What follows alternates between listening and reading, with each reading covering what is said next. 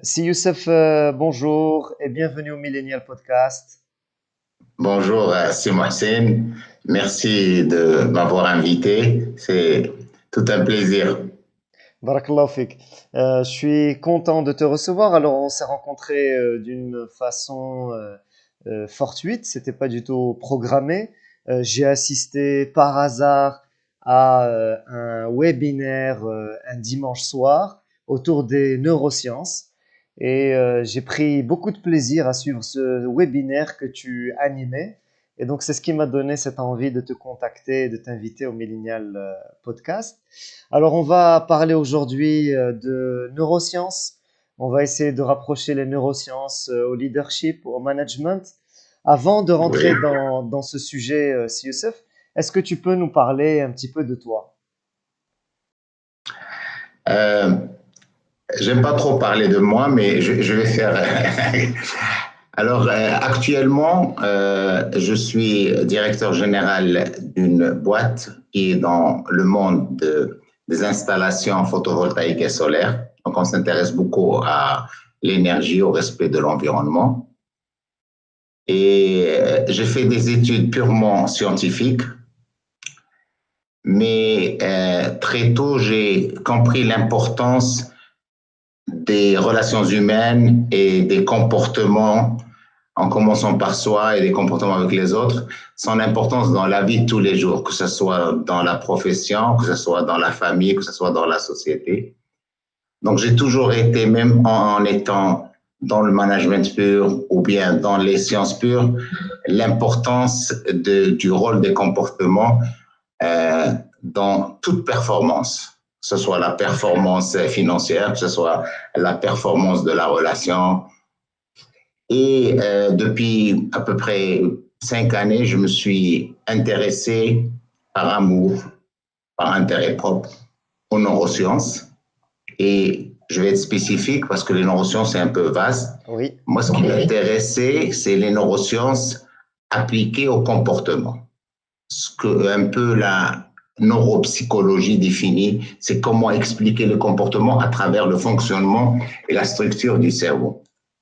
Ça m'intéressait beaucoup et j'ai fait beaucoup de formations, d'études.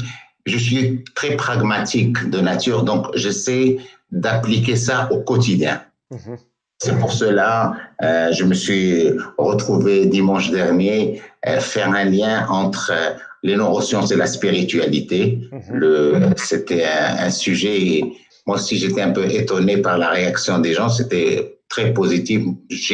J'ai parlé, mais j'ai appris beaucoup de gens, j'ai appris beaucoup de choses à travers les remarques, les feedbacks. Aujourd'hui, on va aussi appliquer les neurosciences, comment notre cerveau fonctionne dans le monde de l'entreprise, le management ou le leadership. Alors, tu as fait des études techniques, tu as étudié au Canada.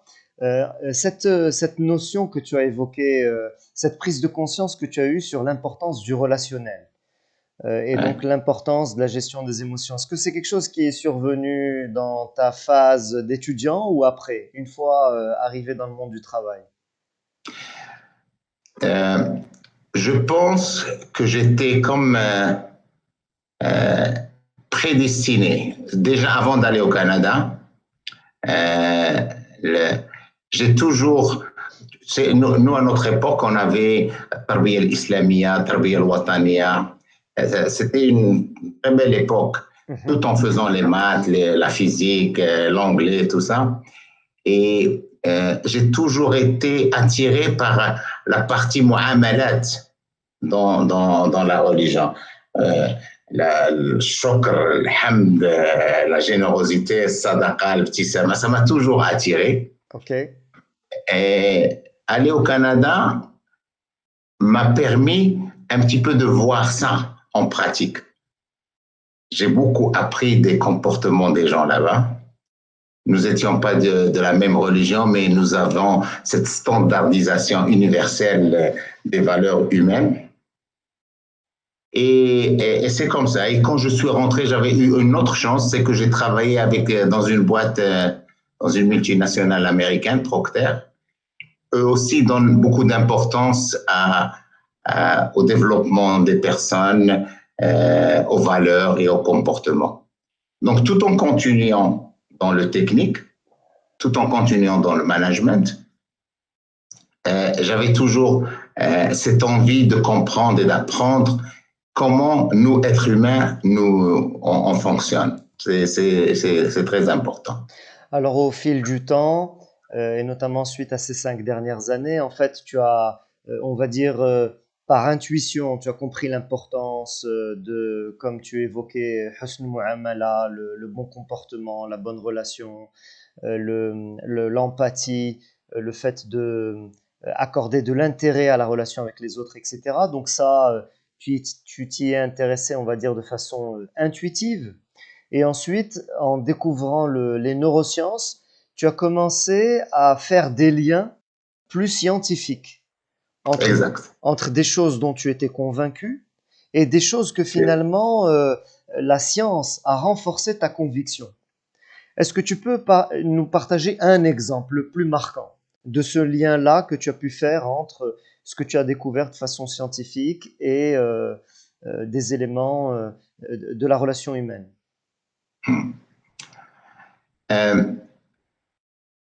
Par exemple, moi, je n'ai aucun problème vraiment avec ma foi.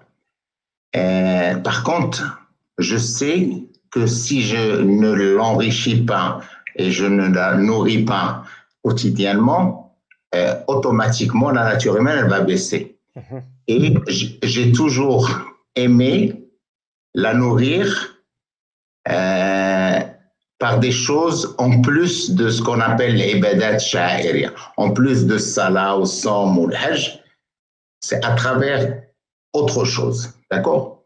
Ok. C'est autre chose, j'essayais de m'approcher comment notre comportement est important pour la foi. D'ailleurs, l'iman, c'est aimer à l'autre ce qu'on aime pour soi. D'accord? Donc, ça, c'est important, je voulais comprendre.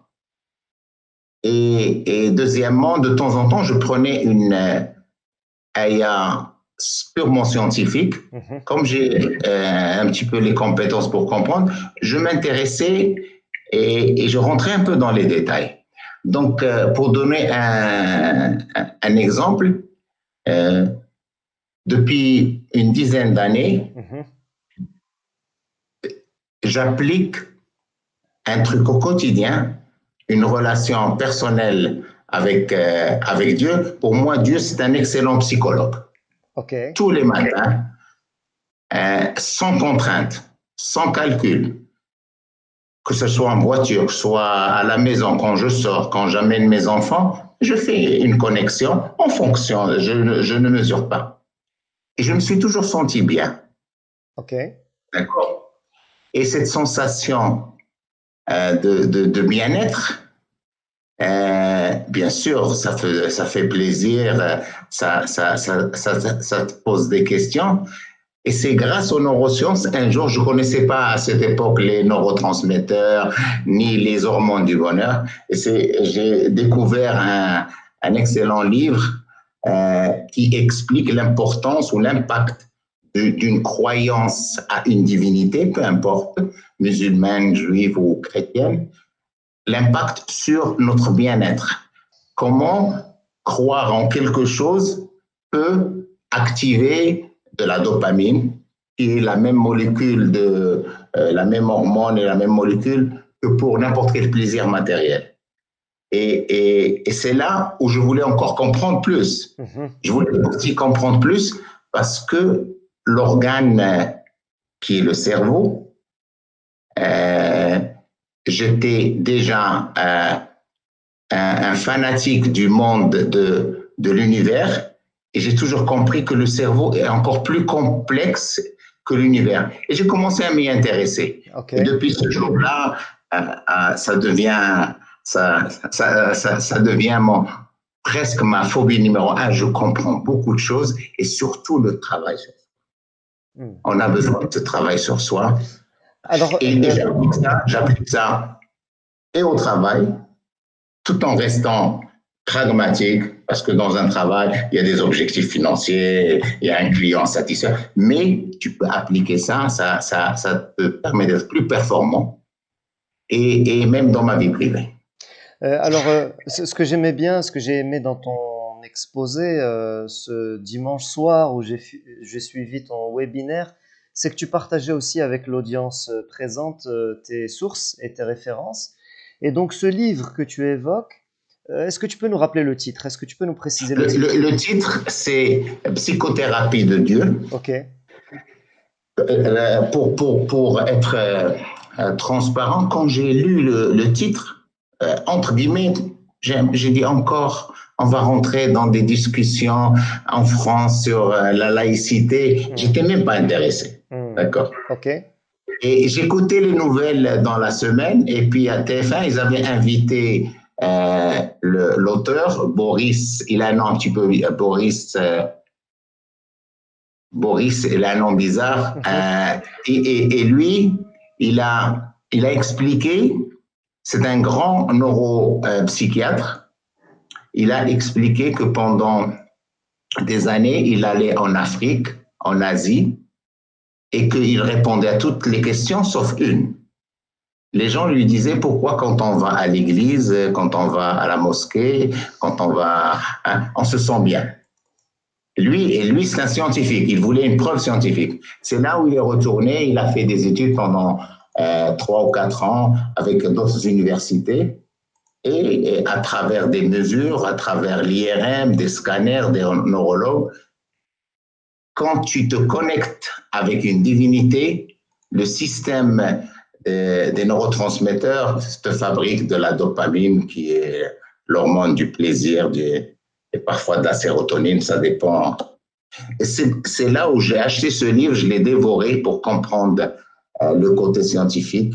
Et depuis ce jour-là, j'ai compris que l'impact de la gratitude, l'impact de la générosité, l'impact de la sincérité, tous ces comportements qui sont importants dans notre culture, dans notre religion, c'est bien pour nous. Donc, la meilleure façon d'être égoïste, c'est d'être généreux. Tout à fait. Alors, j'afficherai le nom de ce psychothérapeute parce qu'effectivement, quand tu en as parlé, ça m'a donné envie d'aller en savoir plus. Et donc, j'ai regardé l'une de ses conférences où il parlait de ce sujet. En fait, il disait que dans sa pratique de la thérapie, de la psychothérapie, il n'avait pas été préparé, il n'avait pas été formé pour pouvoir accompagner les gens à se soigner grâce à leurs croyances. Et c'est très intéressant parce qu'à la fin de cette conférence, je donnerai le lien, l'intervieweur lui dit, est-ce que si c'était à refaire, est-ce que vous auriez aimé être formé à ces aspects-là, à pouvoir encadrer quelqu'un dans le cadre de votre psychothérapie et de votre thérapie, accompagner quelqu'un qui va se soigner à travers sa croyance? Et il a dit oui. Et c'était formidable, c'était très touchant. Et donc, il a donné des exemples où il était parti en Afrique notamment. Il avait rencontré les enfants soldats. Et un des enfants soldats lui a dit une fois, pourtant, c'est des enfants qui vont durcir en fait. La guerre et les événements vont les durcir. Et il lui dit, pourquoi je me sens bien que quand je suis à l'église? Et donc pour lui, là, c'était un bug parce qu'il n'était pas capable à répondre à ce type de questions. Et donc c'était vachement intéressant. Et donc, mais pardon, excuse-moi. Ouais, il y a une autre vidéo sous forme d'entretien où le journaliste est parti un peu loin. Il a dit, nous sommes en France, on est un pays laïque, vous ne pouvez pas croire en ça. Il a dit, c'est une réalité sociale. Et d'ailleurs, les chiffres qui prouvent ça, c'est des instruments dernière génération d'IRM fonctionnels, c'est des neurologues, c'est des scientifiques. Et le journaliste, il a insisté et puis il lui a répondu un truc extraordinaire. Il lui a dit, ça fait 50 ans, moi et mes collègues, on croyait qu'on était les seuls qui soignaient les états d'âme des gens, mais aujourd'hui, j'ai la preuve que nous avons un vrai concurrent, c'est Dieu. C'est magnifique. Et c'est ça ce que je dis. Ah, c'est magnifique. C'est magnifique, subhanallah. Ok, c'est Youssef, alors pour pouvoir rapprocher un petit peu les auditeurs de ces notions-là, d'un point de vue scientifique, comment ça se passe? Tu me disais la dernière fois dans l'un de nos derniers échanges téléphoniques qu'on était capable de générer, entre guillemets, des antidépresseurs naturels et qu'on avait Exact. cette capacité à se soigner soi-même en fait. Oui, oui. Est-ce que tu peux nous en parler, peut-être partager avec nous tes expériences de vie? Regarde, hein, je crois, ça serait bien, on va parler de trois ou quatre connaissances importantes pour que les gens suivent sur la structure et le fonctionnement du cerveau. Mhm. Je crois que la première chose à savoir, nous avons un cerveau qu'on appelle le cerveau triunique, c'est-à-dire nous transportons avec nous toute l'évolution de l'être humain. Et c'est important à savoir. Nous avons un cerveau archaïque, primaire, qui est responsable de la survie, de l'instinct, boire, manger, se reproduire. Nous avons un système limbique, siège de nos émotions, qu'on appelle le cerveau émotionnel, d'accord, qu'on partage avec les mammifères. Mhm. Et après, dans l'évolution, il y a tout le cortex qui est le côté rationnel et principalement le cortex préfrontal. C'est là où il y a les fonctions suprêmes, la prise de décision, la résolution des problèmes, Le la, langage. la logique, la mémoire et tout ça. Mhm. Et ce il faut savoir, c'est que ces trois cerveaux, ces trois parties sont interconnectés. D'accord? Et ce qu'il faut savoir, c'est que 90-95% de notre cerveau est inconscient. D'accord? Donc, la partie primaire et la partie émotionnelle, c'est de l'inconscient. La partie consciente, elle se trouve au niveau du cortex préfrontal. Il y Mhm. a un modèle que je vais essayer de montrer, qu'on appelle le modèle de la main.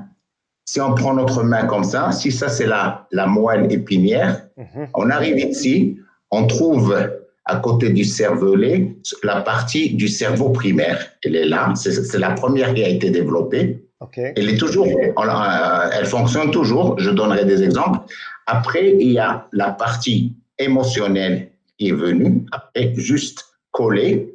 Et après, il y a le cerveau, le cortex préfrontal qui a été et c'est la partie la plus importante et la partie la plus évoluée chez l'être humain. Aucune autre créature n'a un cortex aussi évolué que l'être humain. Ok. D'accord? Mhm. D'abord, c'est bien de comprendre Mhm. cette structure. Mhm. Quand on traverse la rue, parfois il nous arrive de traverser la rue, on entend comme un frein. Mhm. On fait comme ça. Ça, c'est Mhm. le primaire qui a réagi. Yes. D'accord? Euh, quand on a peur, quand on est en colère, c'est le limbique, c'est l'émotionnel qui a réagi. Mhm. D'accord? Quand on fait des choses logiques, c'est la partie préfrontale, celle-là. D'accord? C'est la partie préfrontale. Dans le Coran, on l'appelle Nasir. Ok. D'accord? Et ils en parlent dans le Coran. Ok. C'est extraordinaire, oui. Et par exemple, dans l'entreprise, Mhm. les DRH, ils cherchent la performance de ça. Oui. Très important, on pourra en parler. Donc, ça, c'est la première chose que les gens doivent connaître. La deuxième connaissance que les gens doivent connaître, c'est que nous avons deux systèmes cérébraux principaux. Le système de la récompense Ok. et le système de la menace. Ok.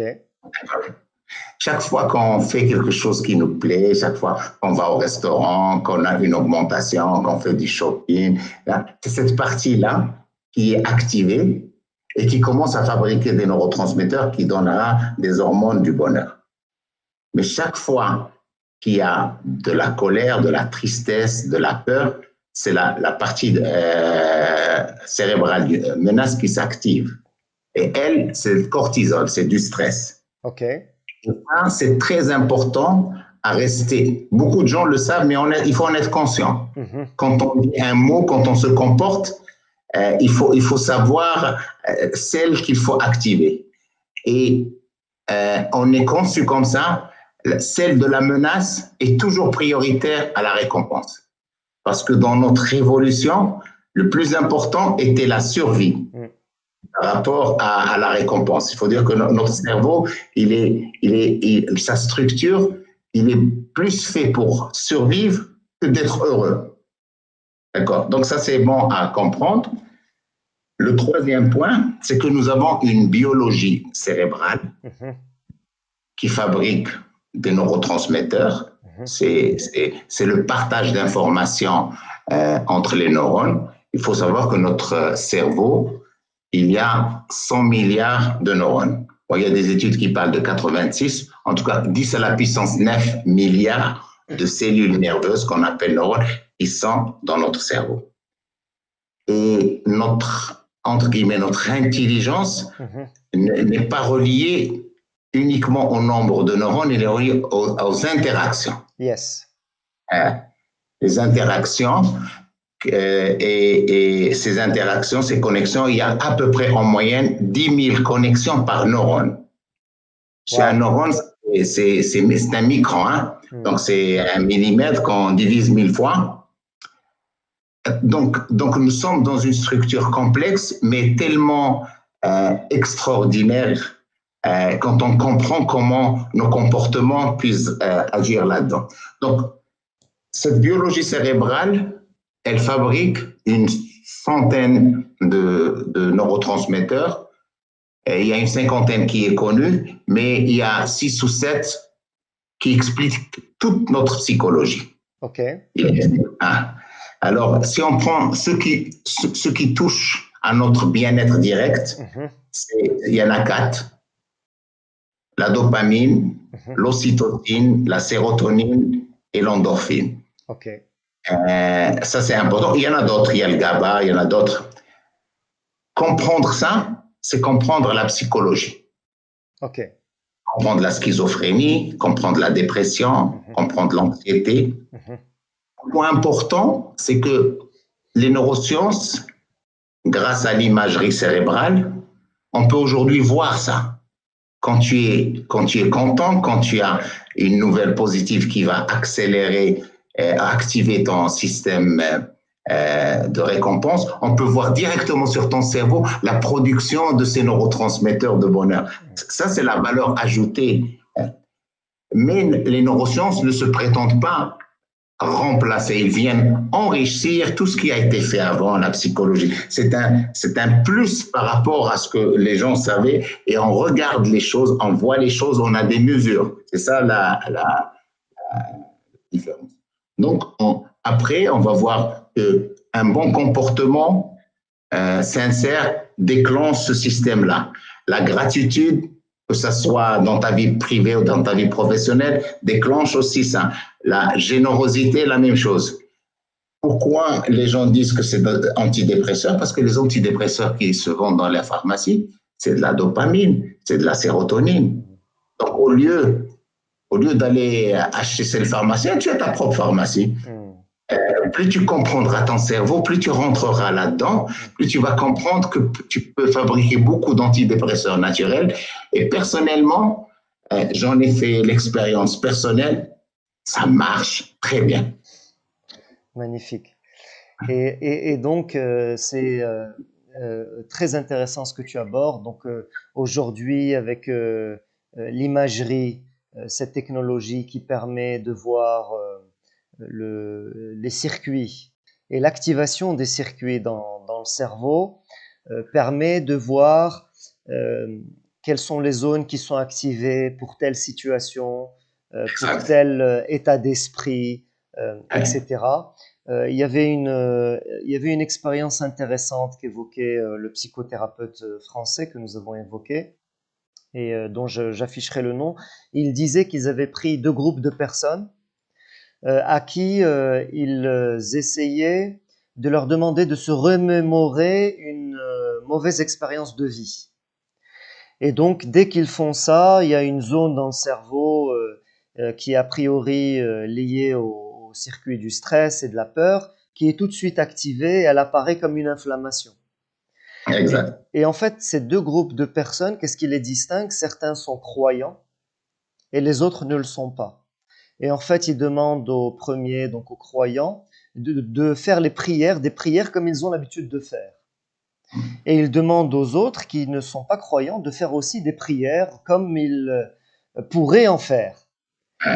Et ce qui est magnifique, c'est que, et ça rejoint ce que tu disais, cette capacité où on peut réguler en fait le fonctionnement de notre Exact. cerveau, eh bien chez le groupe croyant, quand ils ont commencé à faire leurs prières, on voit tout de suite cette zone qui est comme en inflammation dans le cerveau commencer à baisser et commencer Exact. à s'atténuer. Et chez les autres, alors qu'ils ne sont pas croyants et qui vont quand même faire des prières, on ne voit pas le même effet. Et en fait, Ouais. cette inflammation ne descend pas aussi de façon aussi importante que chez le premier groupe. Exact. Et donc, c'est une façon avec laquelle démontre ce psychothérapeute, démontre cette influence de la croyance et bien sur cette thérapie cérébrale et sur notre capacité à nous sentir mieux en fait intérieurement. Et à se guérir parfois. L'exemple que tu donnes est très important. Je vais te donner un autre exemple. Notre cerveau, il y a une zone dans le cerveau qui est responsable de la douleur. Ok. Et quand quelqu'un il a un problème, le doigt s'est cassé ou là on lui a le bras, automatiquement cette zone-là s'active, d'accord? Ce que les gens ont démontré il y a à peu près 20 ans, c'est que le cerveau réagit de la même façon, que ce soit une douleur physique ou une douleur morale. Waouh. Ça, c'est très important. C'est la même zone. Par exemple, dans les entreprises, lorsqu'on se sent rejeté, ignoré, et ça arrive, Oui. ça peut arriver, une réunion où tu n'es pas invité, un mail où tu n'es pas Inclus. inclus, tu souffres, tu le dis pas. Cette souffrance, le cerveau, pour lui, c'est la même douleur comme si tu t'es fracturé le bras. C'est que le problème, quand c'est physique, on le voit et on le guérit. Oui. Mais quand c'est moral, on le laisse et avec le temps, des gros problèmes arrivent. Ça laisse Donc, des effets.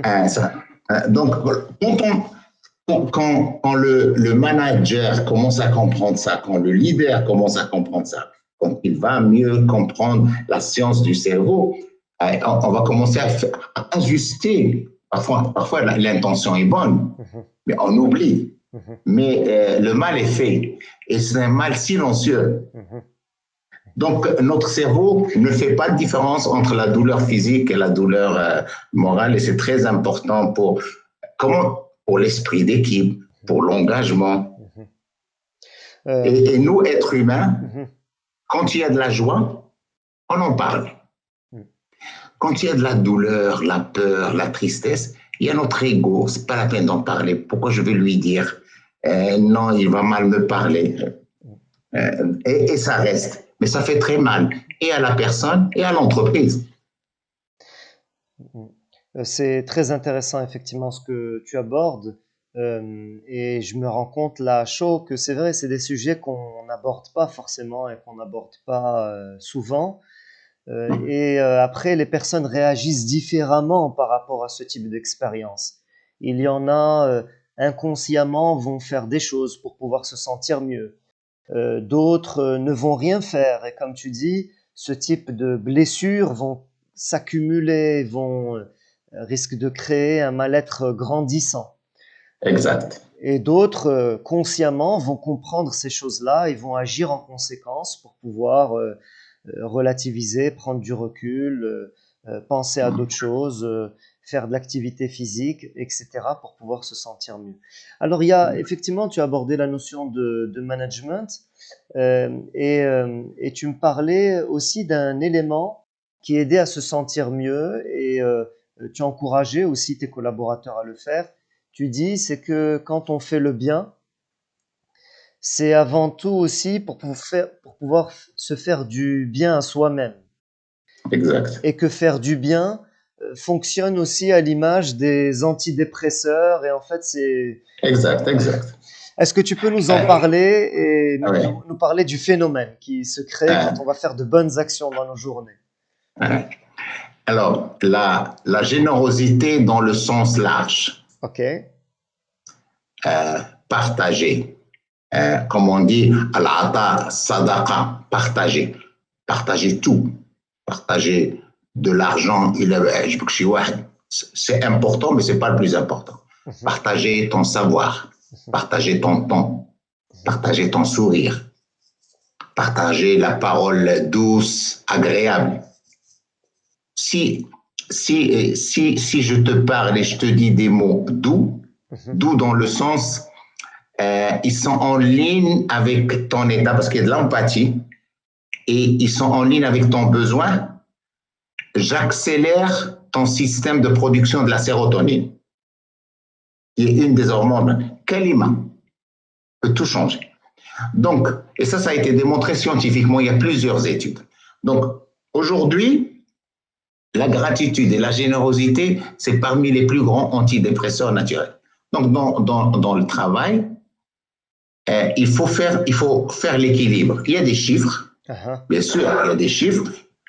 Ça peut être bien acheter, gagner des commandes commerciales, améliorer la marge, développer. C'est très important. Mais il faut que ceux qui gèrent ces chiffres, c'est-à-dire les gens, soient bien. Et pour qu'ils soient bien, il y a plusieurs façons. Cette façon dont tu parles, moi, c'est pour rendre leur quotidien agréable. ok. Hein. Je l'apprends à partager. D'accord? Et c'est pas facile. C'est pas facile. Mhm, Ça dépend de la culture d'entreprise. mhm. Ça dépend du numéro un. C'est très important. Yes. C'est qu'est-ce qu'il partage comme valeur dans son comportement, dans ses décisions. D'accord?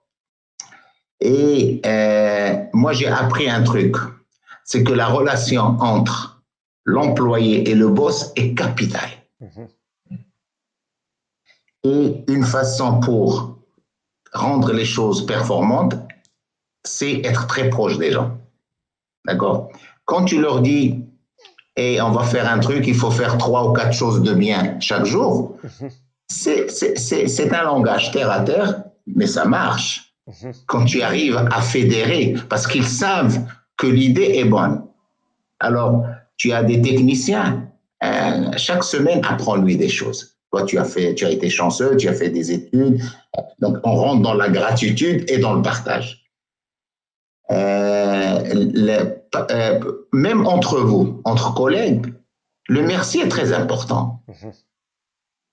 Il y a le merci du management à son équipe, il y a le merci entre collègues, très important. Mhm. Donc, les gens ont compris ça et je leur dis, voilà, quand tu dis merci, quand tu apprends à quelqu'un une connaissance, un comportement, voilà les circuits qui s'activent. Et c'est toujours le circuit de la récompense et c'est souvent des antidépresseurs naturels et ça rentre souvent dans la dopamine, dans la sérotonine, et dans l'ocytocine, tout ça. Tous ces hormones-là sont très importants. Et les gens, une fois qu'il est convaincu, Mhm.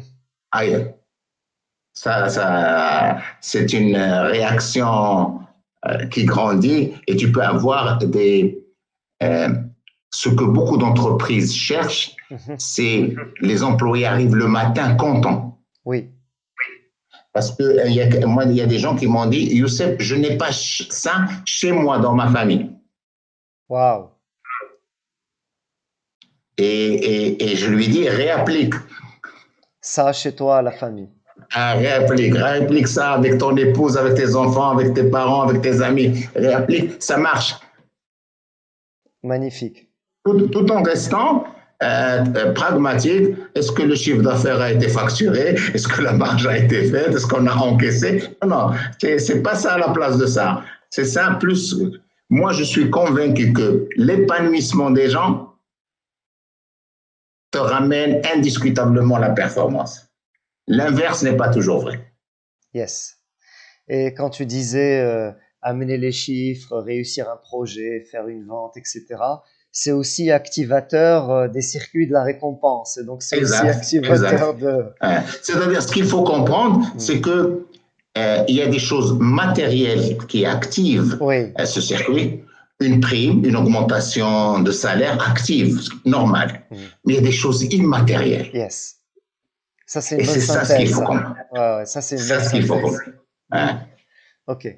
Et si Youssef, là, avec le recul que tu as, avec ces connaissances que tu as, si tu avais la possibilité de refaire ton cursus, tes études, tes expériences, etc., est-ce que tu referais ce parcours différemment en ayant ces connaissances? Est-ce que, par exemple, tu aurais investi plus de temps durant tes études ou tu aurais peut-être opté pour un diplôme, une formation directement dans ce domaine-là ou pas?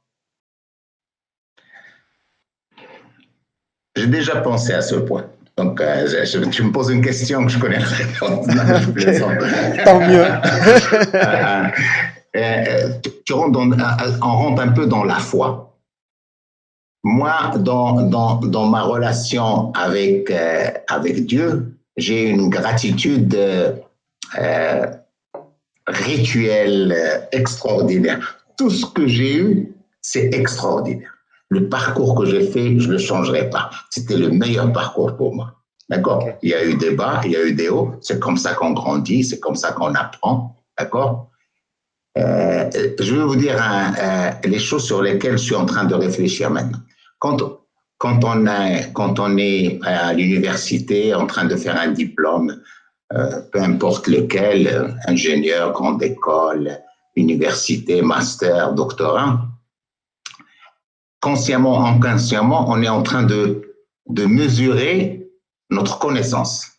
Waouh, j'ai eu ceci, très bien. Avec le temps, quand on s'intéresse à ce genre de choses, aujourd'hui, je suis en train de voir, avec 2 ou 3 universités, de m'inscrire pour le plaisir dans un master ou un PhD qui est relié aux neurosciences. D'accord? Mais pourquoi? Pas pour mesurer ma connaissance, pour mesurer mon ignorance. Je veux Magnifique. savoir, parce que plus je sais et plus je vois toute l'ignorance qui est devant moi et ça me motive. Donc, je ne veux rien changer dans ce qui s'est passé.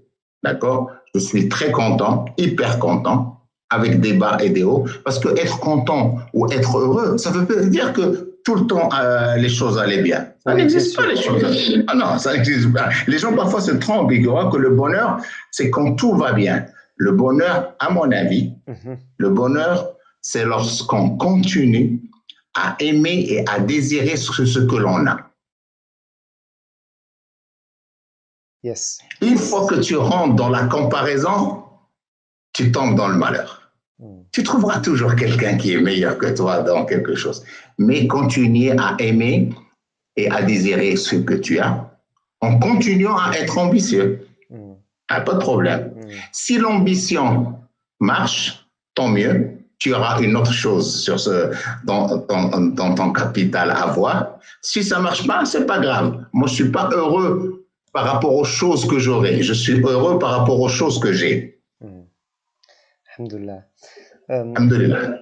Si Youssef, ces connaissances auxquelles tu es arrivé sur la neuroscience, en tout cas, peut-être connaissance, quand on dit connaissance, c'est parfois un mot trop fort, mais en tout cas, cette prise de conscience, la prise de conscience du fonctionnement du cerveau, de son importance, des zones activables, des effets que ça procure, avec les raisons, les déclencheurs, etc. Est-ce que ces notions-là, tu les utilises dans ta vie familiale? Je sais aussi que tu as des enfants. Est-ce que tu les utilises aussi dans l'éducation de tes enfants ou pas? Un grand oui. Ah non, c'est très important ce que tu dis. Ah, c'est très important. C'est-à-dire que l'interaction humaine, qu'elle soit dans une entreprise avec des collègues, des patrons, des fournisseurs, des clients, des banquiers, des actionnaires. Le cerveau, c'est le même principe que les interactions privées, que ce soit celles qui sont les plus importantes, c'est-à-dire ton époux, épouse, tes enfants, la famille, les parents, ou bien dans la société.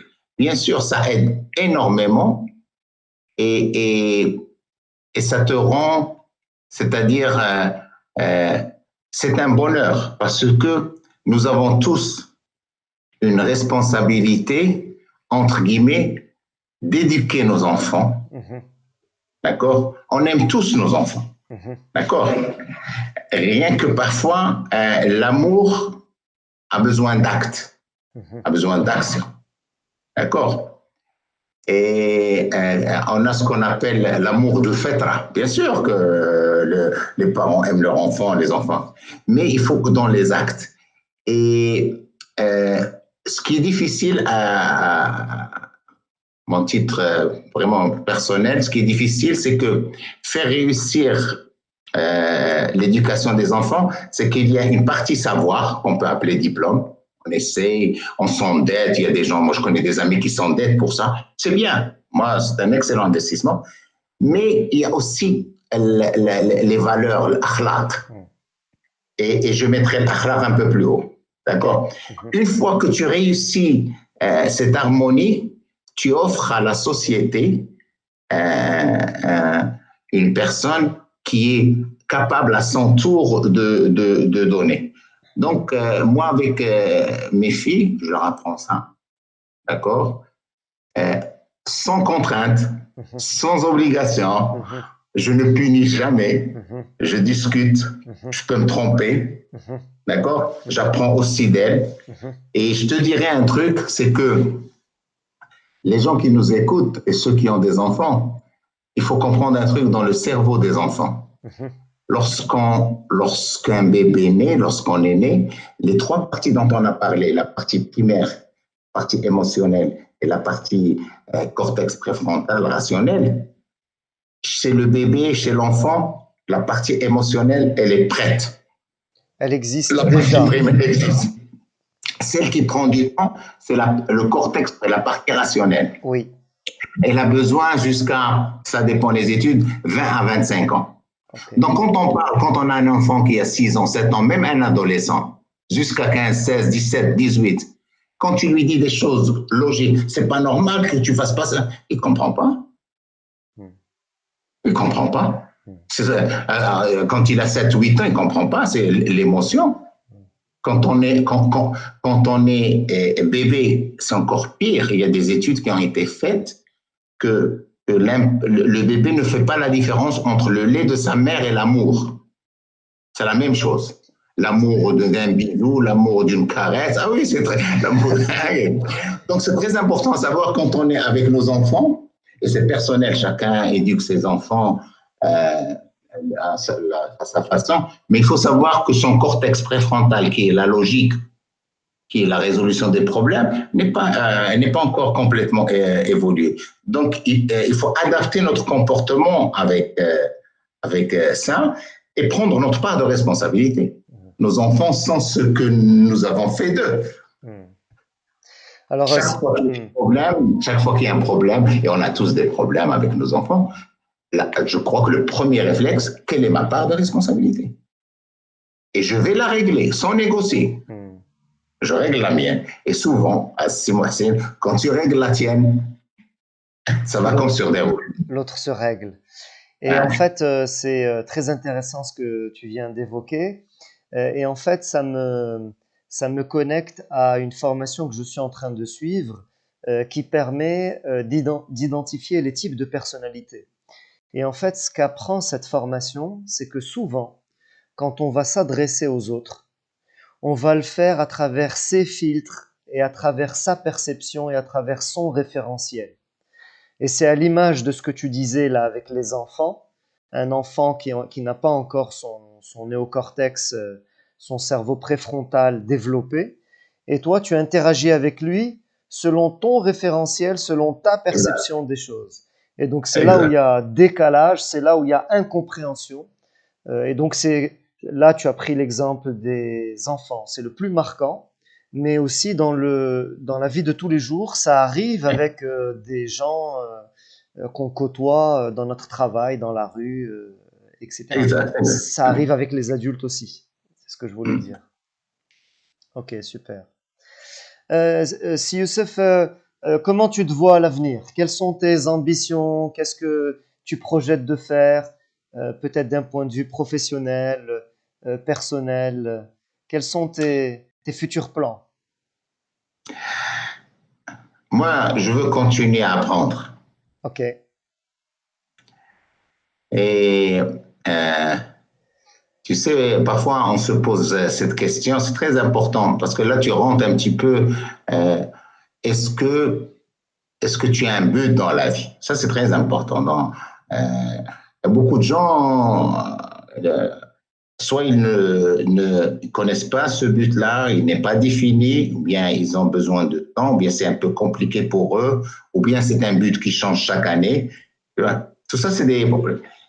Et un des points positifs de neurosciences, cette science du cerveau, c'est qu'elle t'explique, ça prend un petit effort au début pour avoir ses connaissances, pour commencer à faire ses pratiques au quotidien, pour changer des choses. Mais une fois que tu y goûtes, c'est un travail sur soi extraordinaire. Parce que je vais te dire, on a parlé des choses positives telles que être généreux, être reconnaissant, souriant, hein. Mais il y a aussi des choses négatives en nous. La jalousie, la rancune, l'orgueil, hein. Connaître le cerveau d'un point de vue scientifique en tant qu'organe, on parle bien du cerveau, c'est-à-dire al-mukh, on ne parle pas de l'aql, c'est une autre histoire. Ok. On reste dans la science pure. Euh, la science du cerveau te permettra aussi d'aller nettoyer. On est tous à un niveau à un autre, un peu jaloux, un peu orgueilleux et tout ça.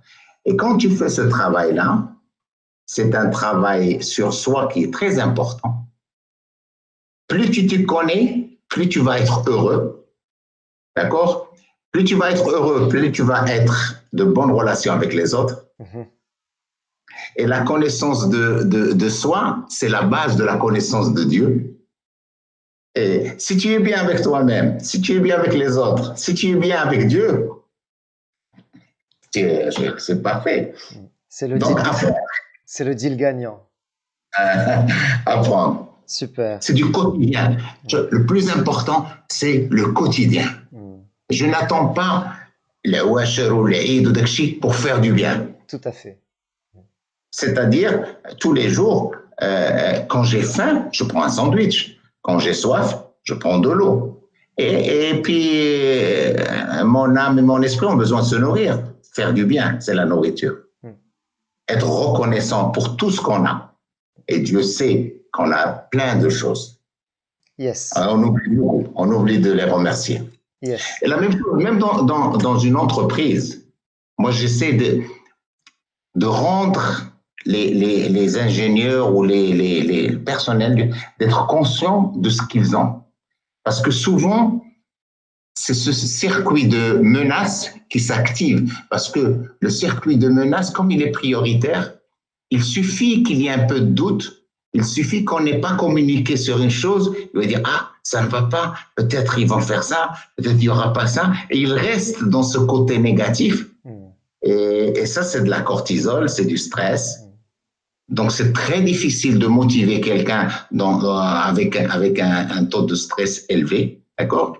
C'est pour cela, il faut que ça soit du quotidien avec les gens. Tu viens, il faut, où sont les 5 choses bien que j'ai fait aujourd'hui? La gratitude, j'écris. Je nomme les choses pour lesquelles je dois remercier qui me sont arrivées aujourd'hui. Tous ces petits détails, ça change le monde. Je vais te dire un truc sur l'ex-patron de l'iPhone d'Apple. Steve Jobs? Steve Jobs. Ok. Steve Jobs, il avait fait 2 ou 3 ans avant de mourir Mhm. une conférence devant, devant un millier de personnes dans une université. Et il a dit, je donnerai tout l'argent que j'ai. Et Dieu sait, je crois qu'il avait des trucs en milliards de dollars. Hein. Certainement, Je oui. donnerai tout l'argent que j'ai pour un après-midi avec Socrate. Waouh. Il avait besoin de sagesse. Hmm. Et tout ce qu'on dit, c'est le chemin de la sagesse. C'est pas la sagesse, mais c'est le chemin. Tout à fait. La gratitude, la résilience, la générosité, le sourire, apprendre. Il a dit ça. Hmm. Et Magnifique. nous, on reste trop. C'est bien, l'argent est important. Tu as besoin de faire le marde, mais c'est l'équilibre. Tout à fait. Et finalement, être davantage en maîtrise de soi, davantage en maîtrise de ses pensées, de ses comportements, de ses attitudes, de ses paroles, de pouvoir gérer nos émotions parce que parfois les émotions sont fortes. On a aussi des envies, des fois des envies sont fortes et peuvent nous faire perdre la raison. Et donc, tout à fait, c'est cet itinéraire. Si Youssef, on est en train de cheminer tranquillement vers la fin de cet échange, j'ai pour habitude de questionner en fin d'entretien mes invités sur une référence, un livre, un documentaire, un film qu'ils auraient vu ou lu ces derniers temps, qu'ils les auraient captés et qu'ils aimeraient partager avec nous. Est-ce que tu as en tête comme ça un livre marquant, un film ou un documentaire que tu aimerais partager avec nous et peut-être qui serait lié à ce sujet qu'on a évoqué, celui des neurosciences? Moi, je parlerai d'un domaine important lié aux neurosciences, lié au management leadership et lié à notre vie personnelle. C'est l'intelligence émotionnelle. Et j'entends beaucoup de gens en parler. Il y a de la confusion. D'accord? Moi, je m'intéresse beaucoup à ce sujet en particulier et je vais souvent au fin fond des études scientifiques qui sont faites par les plus grandes universités à travers le monde. C'est souvent des universités anglo-saxonnes, 2 ou 3 universités françaises. Lorsqu'on comprendra que l'intelligence émotionnelle, ce n'est pas, beaucoup de gens considèrent ça c'est light. C'est pas vrai. Même Descartes s'est fait avoir. L'intelligence émotionnelle, c'est cette capacité à se gérer soi-même et à gérer sa relation avec les autres. Ça, c'est important de savoir. Et il y a 4 domaines où sont inclus plusieurs compétences. Il y a 2 domaines qui te concernent, toi, avec toi-même. La conscience de soi. La conscience de soi, il faut reconnaître toute la palette des émotions, savoir les étiqueter, c'est très important. Quand on développe cette compétence de conscience de soi, quand il y a une émotion négative, un dégoût, une colère, une peur, je sais l'identifier, il y a une palette, il y a des outils très intéressants. Et quand tu identifies et tu étiquettes, moi j'ai vu l'intensité diminue déjà. Ça, c'est très important. Donc, la conscience de soi. La deuxième compétence qui rentre chez toi, c'est la maîtrise de soi. Ça, c'est très important. Et la maîtrise de soi, à ne pas confondre avec la confiance de soi. Là, on a été éduqué, on a donné beaucoup d'importance à la confiance de soi. Elle est importante, mais il faut faire attention. Elle habite à côté de l'arrogance. Ok. La maîtrise de soi habite à côté de la sagesse. Donc, la maîtrise de soi, ce que les gens doivent comprendre, c'est scientifique. Qu'est-ce qui se passe?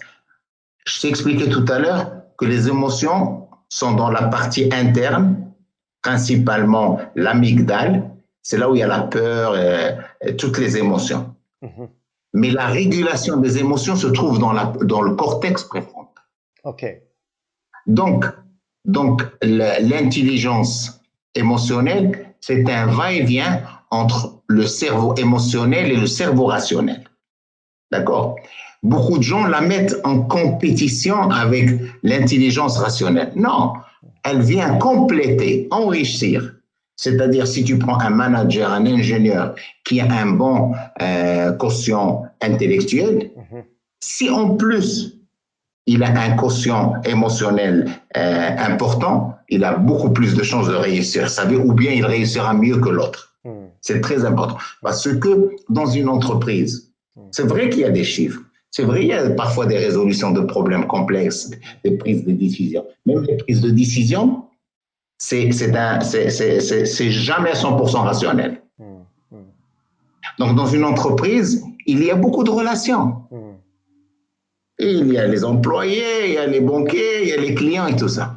Donc ça, c'est les deux compétences que les gens doivent savoir. L'intelligence émotionnelle, pour moi, c'est quelque chose que chaque personne, on doit apprendre ça à nos enfants dès le bas âge. Il y a des pays qui font ça. Ouais, j'en suis conscient, ouais, je sais. D'accord. Et une fois que tu as ça, que tu as la conscience de soi et la maîtrise de soi, automatiquement la conscience des autres, l'empathie. Principalement l'empathie. Et après, tu as la bonne relation avec les autres. Donc, tu as ces quatre compétences extraordinaires, d'accord, qui te permettent d'être bien avec toi et bien avec les autres. Et c'est très important, surtout quand tu comprendras que voici les circuits à l'intérieur, parce que tu vois ça et tu peux avancer. Il y a un excellent livre sur ça. Qui s'appelle L'erreur de Descartes, la raison de l'émotion. Parce que Descartes, qu'est-ce qu'il a dit? Je pense, donc je suis. La science aujourd'hui, et grâce aux neurosciences, parce qu'on voit ça, c'est pas vrai. Je sens, donc je pense, donc je suis. Magnifique.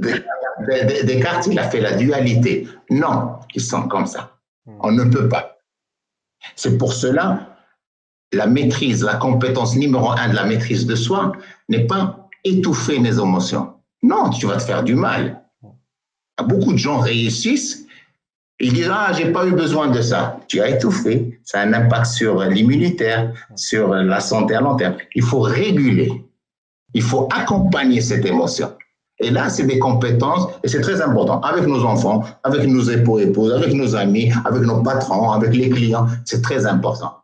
Et tu transformes un truc, entre guillemets, négatif en positif.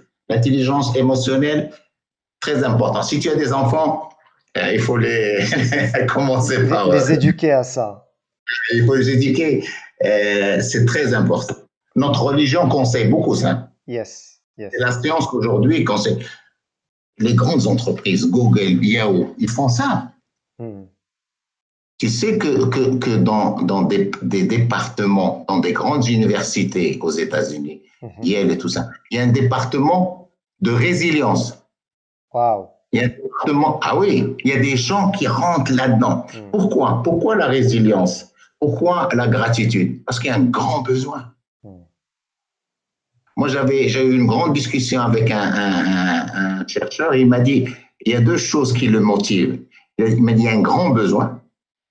Donc, le nombre de personnes qui vont chez les psychologues. Et deuxièmement, il a dit, c'est une mine d'or. Plus on découvre, plus il y en a encore. Plus on découvre, plus il y en a encore. Wow. Donc, c'est ça mon conseil, moi. Si je peux le faire. Si Youssef, merci beaucoup pour cet entretien. Tabarakallah alik. Allah يبارك فيك, avec plaisir. C'est un plaisir réciproque. Ça m'a fait plaisir de te connaître. Et à bientôt, Inch'Allah. À très bientôt, Inch'Allah, si Youssef.